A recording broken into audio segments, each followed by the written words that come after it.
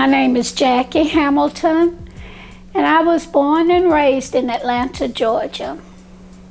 Today I'm going to tell you a little bit of Lisa's story, my daughter, and some of my story, and how I got to where I am today.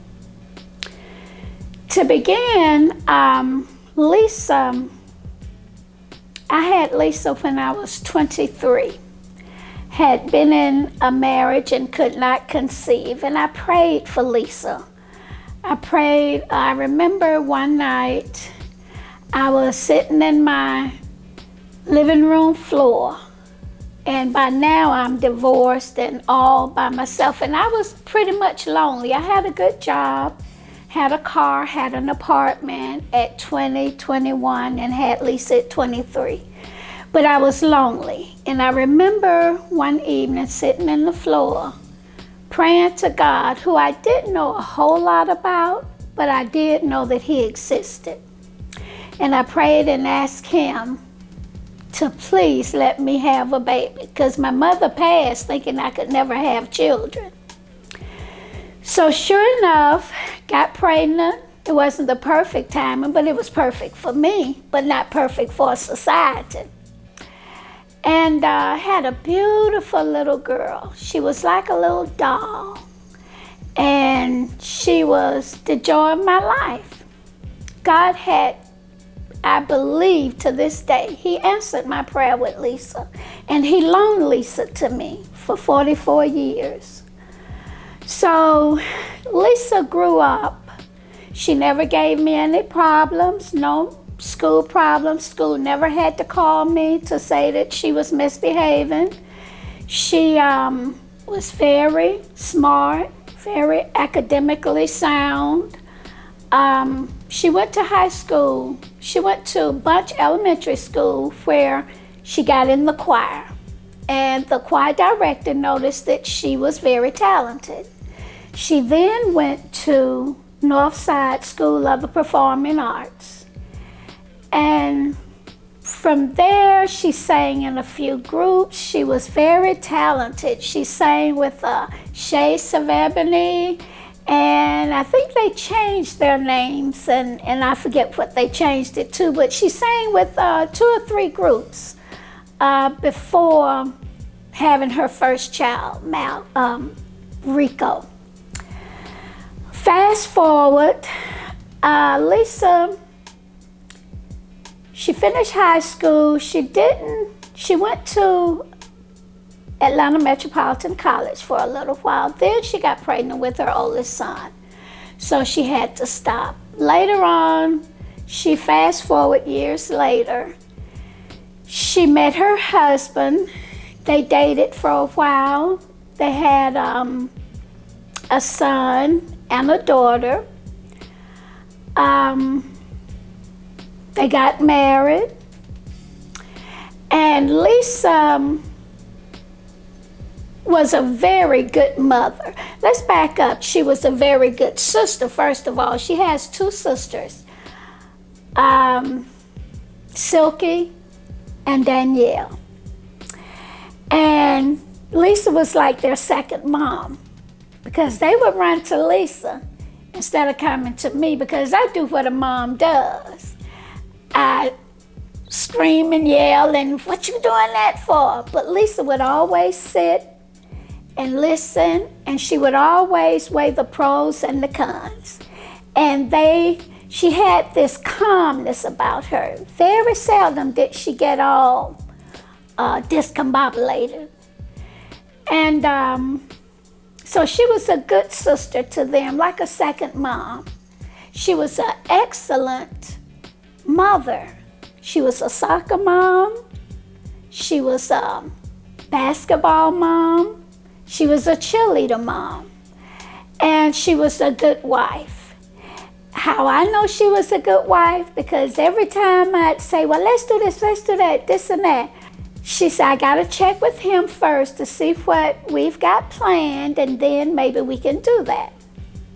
So I said, okay. So she was a good mother, and she was a good friend.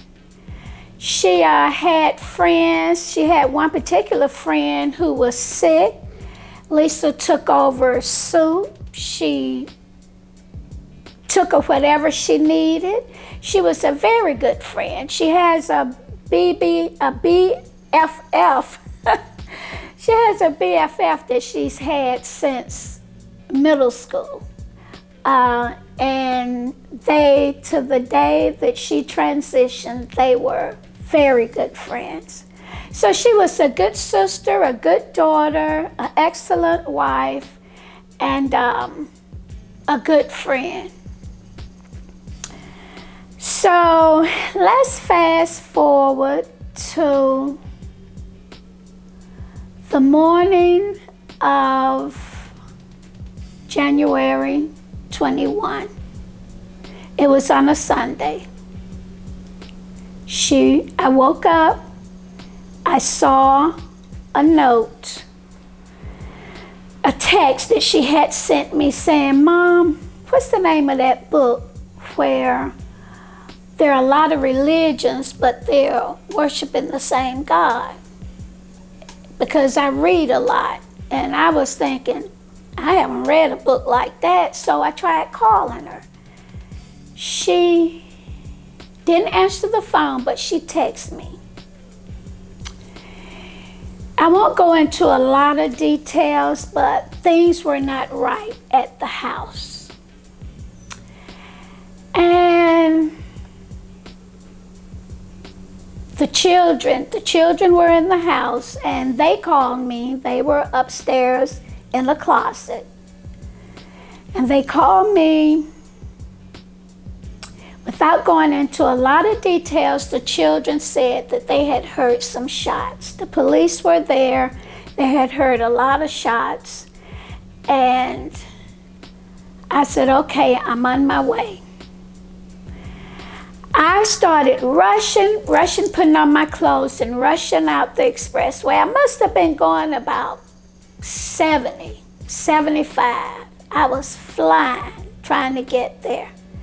And all of a sudden, a calmness came over me. I don't know, it had to have been the Spirit of God, because something came over me and I just let my foot up off the gas. And for some reason, I didn't want to get there. All of a sudden, I'm not in a rush anymore. I ended up in a slow lane going about 35, 40 miles. And I was praying. I called my prayer warrior, and she prayed with me all the while. So when I got there, it was a lot of police cars. They had taped off maybe a block, more than a block, because she had run out of the house, and her husband had ran after her. And within the neighborhood, at the end of the cul-de-sac, was where he took her life. So from that, we went to the hospital. When I got there, they told me that the ambulance had came and got her, and I said, thank you, Lord. At least now I'm thinking, well, she's alive. So we went to the hospital, and we waited for the doctor to come out and tell us what was what. At this moment, he came out. He told us that they did all they could do, but they couldn't help her. And at that moment, the only thing that I knew to do was to fall to my knees. God says, the Word of God says, in all things, give Him thanks. And I fell to my knees, and I right there and start praising and worshiping God. Just praising, because that's all I know to do. Praise and worship Him. Because one thing I know, that this took me by surprise, but it didn't take Him by surprise. He knew it was going to happen. The day before, that Saturday, she had visited the home that we now living in. We had just closed on the house that Tuesday. She came over that Saturday to see the house. And the children, they were with her, and they were running out in the backyard playing. And she said to me, Mom, what are you and Dad going to do with all this house? I said, well, I don't know, but when holidays come, everybody can spend the night over. We'll have enough room for everybody to stay. Now that I look back, God knew that I was going to inherit 3 children. One who was away at college. He was in his senior year at the time. God knew that I was going to inherit these children. That's why we ended up with this big house.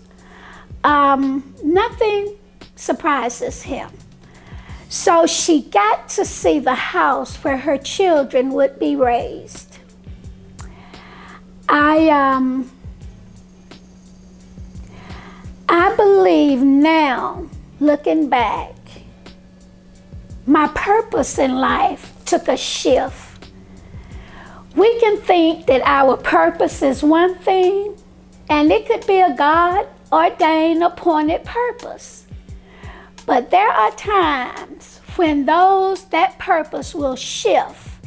And right now, my purpose is I have this new assignment to raise my 3 grandchildren, and to also speak to other grandmothers who are raising children. Because we're in a time now that there are more grandmothers and grandfathers raising their grandchildren than ever before. And I know that my purpose, not only to raise my children, but to reach out to other grandparents who are raising grandchildren. Because you've lost a child and you don't have a really time to moan and grieve, because the night of January 21st, I inherited those 3 children. I went to the house, got their clothes, took them to my house, and they've been with me ever since. So I didn't have a chance to, plan and gather things together. I had to instantly go from granny to my cousin calls it granny nanny. So right now I'm a granny nanny, and I love it. My grandchildren keep me young and alive, but this is how I am where I am today, not knowing I had retired from work, was gardening, just traveling, just doing whatever it was whenever I wanted to do it. But God had another plan, and He knew that plan before I entered my mother's womb, that I would be taking care of my baby before she entered my womb. He already knew it. And so I encourage other grandmothers, you've got to lean on Jesus.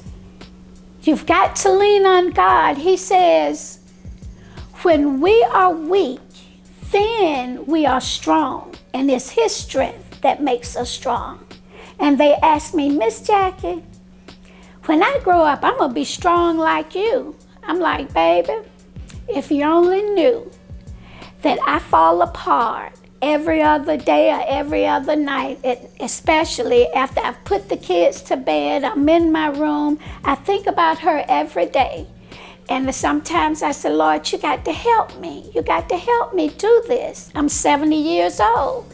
And when I got them, I was 67 with a 6-year-old, a 10-year-old, and a 16-year-old. Well, the 16-year-old went off to college.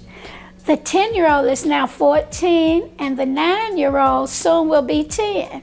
So God has been good. And if it's in God's plan, if it's your will, Lord, I say to Him, if it's your will, then it's my will. And again, my name is Jackie Hamilton, and I've just shared with you how I got to where I am today. Thank you.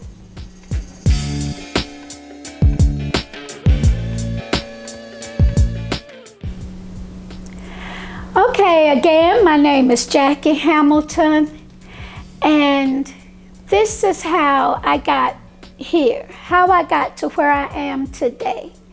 My lovely baby Lisa, she left me, she had to leave and go and be with the Lord, but she left me 4 beautiful grandchildren. And one last thing before I end. When I went to see her, I asked the doctor, can I see her? And he said, yes, let us go and get her ready. My other 2 daughters and I walked in the room, and she lay in the bed. Her hair, she had the red wavy hair just laying up on the pillow. And her head was sort of turned to the left, and I was on the right. And I walked around the bed. And as I was walking, I was talking to her. I said, baby, the Lord let me have 44 years with you. I prayed for you. He loaned you to me for 44 years. And right then, it was as if, I don't know what you would call it, when you can talk to somebody without talking. It's a transfer of thoughts.